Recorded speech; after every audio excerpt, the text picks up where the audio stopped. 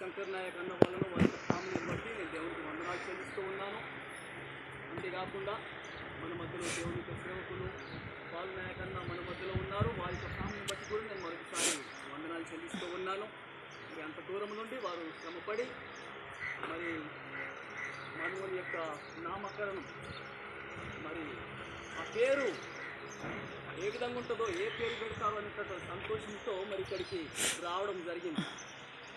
వారే కాకుండా మనమందరం కూడా అదే ఆశిస్తూ ఉన్నాం, మరి ఏ పేరు పెడతారు అనేది. కనుక మరి ఇంతవరకు బైబిల్ గ్రంథంలో మనం చూసినట్టయితే ప్రతి ఒక్కరి పేర్లు బైబిల్లో తల్లి పెట్టినట్టుగా కనబడుతూ ఉంటుంది. మనకి తండ్రి ఎక్కువగా ఇక్కడ పెట్టినట్టుగా కనబడదు. ఎందుకంటే జన్మనిచ్చినటువంటి తల్లి మరి కయను కావచ్చు, హేబేలు కావచ్చు, ఆ తర్వాత పుట్టినటువంటి వాళ్ళకు కావచ్చు, ఇంకా తర్వాత వాళ్లకు తల్లి పెట్టినట్టుగా మనం చూస్తూ ఉంటాం. అందును బట్టి మరి దేవుడు వీళ్ళను నరేంద్రను దీవించడం మరి వాళ్ళు అనుకున్నారు.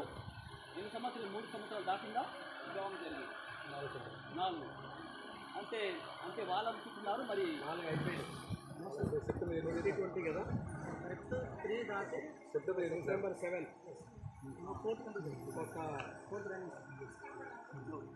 3 వీక్స్ అయితే మరి